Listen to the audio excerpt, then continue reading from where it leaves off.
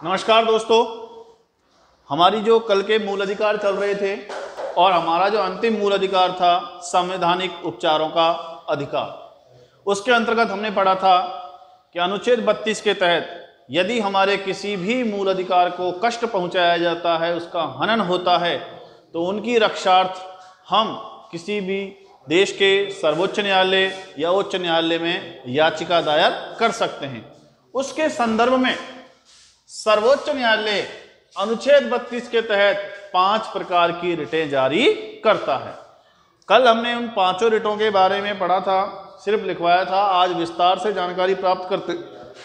पहली हमारी रिट है बंदी प्रत्यक्षीकरण। अब देखो, बंदी अर्थात जिसे पकड़ा गया है, अर्थात पुलिस द्वारा यदि किसी व्यक्ति को क्या किया जाता है, गिरफ्तार, उस व्यक्ति को प्रत्यक्षी यानी कि प्रत्यक्ष में खड़ा करना किसके? न्यायालय के सम्मुख, न्यायालय के सम्मुख। अर्थात सीधा सीधा क्या हो गया कि यदि किसी व्यक्ति को क्या किया जाता है, गिरफ्तार, और उस व्यक्ति को 24 घंटे के अंदर अंदर न्यायालय के सम्मुख प्रस्तुत न किया जाए, व्यक्ति को पकड़ा और पकड़ने के बाद 24 घंटे के अंदर अंदर उसे न्यायालय के सम्मुख प्रस्तुत नहीं किया गया, तो उसके मूल अधिकार का क्या माना जाता है? हनन।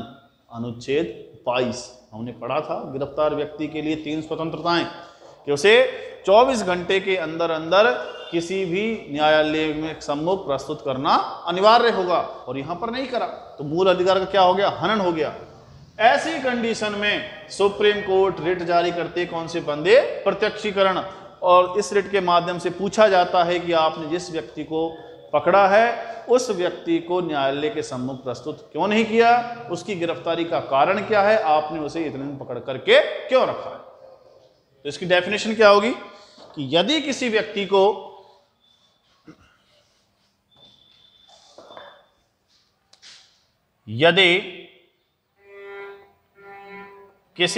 को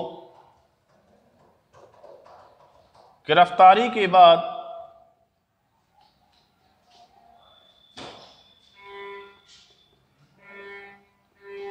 24 घंटे के अंदर अंदर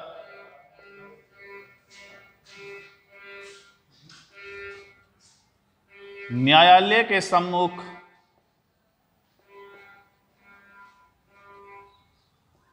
प्रस्तुत नहीं किया जाता है, तो इस रिट के माध्यम से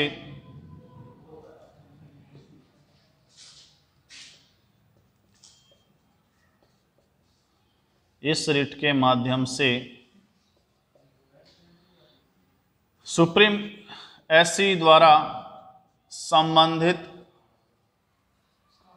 व्यक्तियों से प्रस्तुत न करने का कारण पूछा जाता है। तो समझ में आया?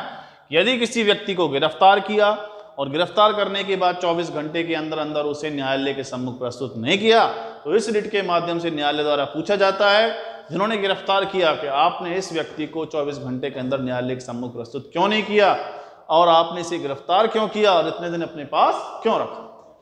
दूसरी हमारी परमादेश। परमादेश देखो, परम बहुत ऊंचा आदेश। अब यह कब होता है कि यदि कोई उच्चाधिकारी या सरकारी कर्मचारी अपने कर्तव्यों का उचित निर्वहन ना करे तो इस रिट के माध्यम से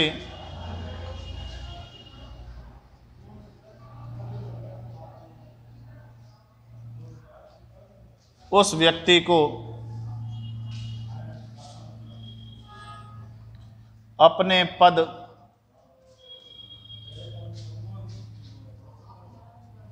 के कर्तव्यों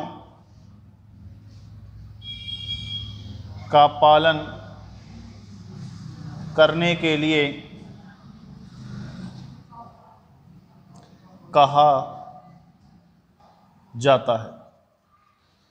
कि मान लो कोई उच्चाधिकारी है, कोई तहसीलदार है, एसडीएम है, एसपी है, कलेक्टर, या कोई सरकारी कर्मचारी है, कोई टीचर है, या फिर कोई भी नर्सिंग स्टाफ, कोई भी हो सकता है। यदि वो बंदा अपने कर्तव्यों का, मान लो तहसीलदार है, उसका कार्य क्या है? रजिस्ट्रेशन करना। अब वो रजिस्ट्रेशन करने से इनकार कर दे कि मैं नहीं कर रहा, तो वो अपने कर्तव्य का क्या नहीं कर रहा है? पालन नहीं कर रहा है, निर्वहन नहीं कर रहा है। तो ऐसी स्थिति में सर्वोच्च न्यायालय परम आदेश एक रिट जारी करती है, उससे कहती है कि जो आपके पद के कर्तव्य हैं, आप उन कर्तव्यों का निर्वहन करो, पालन करो, अन्यथा आपके ऊपर कार्रवाई की जाएगी। तो उस व्यक्ति को अपने जो भी उसके पद के कार्य हैं वो कार्य करने ही पड़ते हैं। अगली हमारी रिट है तो बंदी प्रत्यक्षीकरण क्लियर, परमादेश क्लियर। यदि कोई भी आपको समस्या आती है, इन दोनों में समझ में नहीं आता है, तो कमेंट बॉक्स में आप अपना कमेंट डाल सकते हैं, तो मैं उसको दोबारा से रिपीट कर दूंगा। तीसरी हमारी रिट है प्रतिषेध।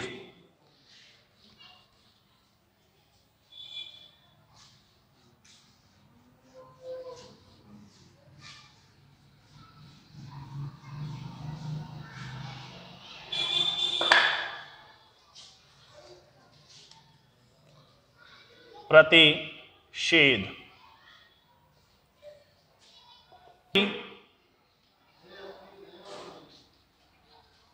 उच्चाधिकारी अपने कार्य क्षेत्र से बाहर जाकर कार्य करता है तो इस रिट के माध्यम से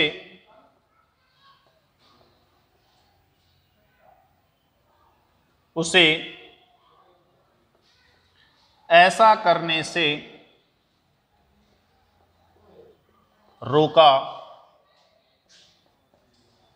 जाता है। मान लो कोई उच्चाधिकारी है, मान लेते हैं हम जैसे कलेक्टर ही है। अब कोई भरतपुर का कलेक्टर है और वो अलवर के कार्य सीमा क्षेत्र के अंदर कोई दखलंदाजी करता है।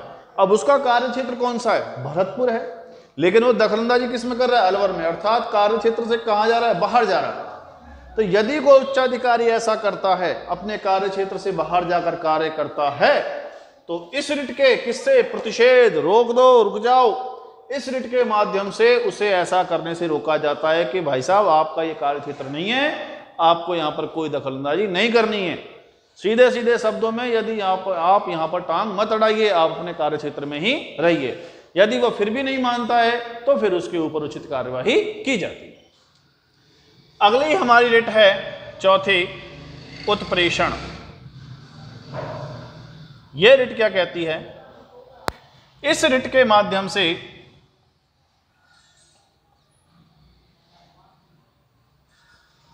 कोई भी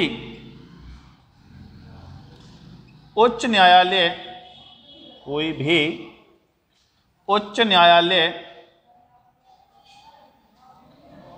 अपने से निम्न न्यायालय से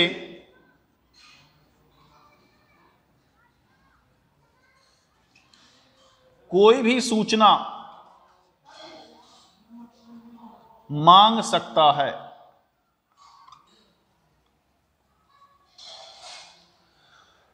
जैसे कि अपने जिला न्यायालय हैं, अधीनस्थ न्यायालय हैं, उच्च न्यायालय, सर्वोच्च न्यायालय हैं। मान लो कोई जिला न्यायालय है, उसमें किसी व्यक्ति का मुकदमा चल रहा है और वो व्यक्ति, उसे लग रहा है कि उसके साथ कुछ गलत हो रहा है, तो वो उच्च न्यायालय जाता है, बड़े न्यायालय में जाता है।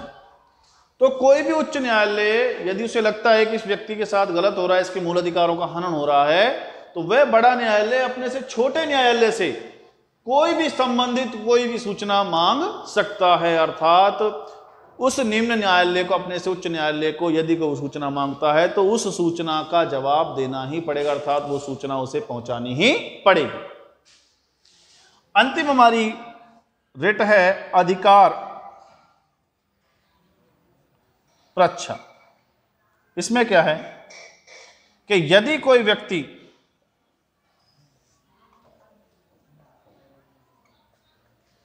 गैर कानूनी तरीके से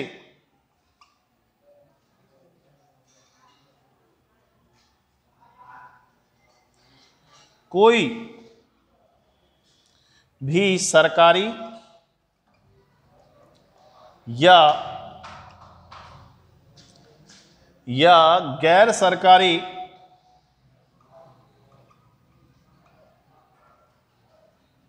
पद प्राप्त कर लेता है, तो इस रिट के माध्यम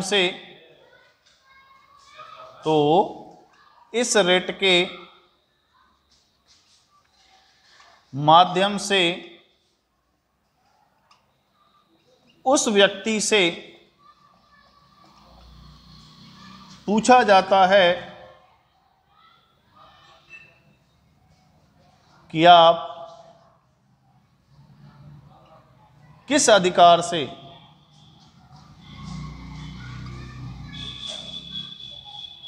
कार्य कर रहे हैं। मान लो कि कोई व्यक्ति अपनी दबंगगिरी से बिल्कुल गैर कानूनी तरीके से, अर्थात कोई उसमें कानूनी तरीका नहीं है, बिल्कुल गैर कानूनी तरीके से कोई भी सरकारी या गैर सरकारी पद क्या है प्राप्त कर लेता है और वहां पर कार्य करने लगता है। तो सर्वोच्च न्यायालय उस व्यक्ति से पूछता है कि भाई आप किस अधिकार से इस पद पर बैठे हुए हैं और बैठ करके आप किस अधिकार से कार्य कर रहे हैं। तो उस व्यक्ति को जवाब देना पड़ता है, और यदि वो जवाब देने में नाकामयाब होता है तो उस व्यक्ति पर संबंधित कार्यवाही की जाती है। तो ये 5 प्रकार की जो रिटें हैं हमारी, उसे कौन प्रस्तुत करता है? सर्वोच्च न्यायालय अर्थात सुप्रीम कोर्ट। कौन कौन सी हमारी 5 रिटें हैं? पहली बंदी प्रत्यक्षीकरण, दूसरी हमारी परमादेश, तीसरी हमारे प्रतिषेध, चौथी उत्प्रेषण और 5वीं हमारी अधिकार प्रच्छा। इन 5 रिटों को अनुच्छेद 32 के तहत सुप्रीम कोर्ट जारी करता है। और कब करता है? कि जब किसी व्यक्ति के मूल अधिकारों का हनन होता है। तो 5 रिटें क्लियर। यदि किसी व्यक्ति बच्चे को कोई डाउट है या ये रिटें समझ में नहीं आई हैं तो कमेंट बॉक्स पर वो डाल दे, मैं इनको दोबारा से रिपीट कर दूंगा। तो इसी के साथ हमारे मूल अधिकार समाप्त। कल हम इनसे आगे चलेंगे नीति निर्देशक तत्वों पर। कल हम नीति निर्देशक तत्वों और मूल कर्तव्यों के बारे में पढ़ेंगे। ओके, धन्यवाद।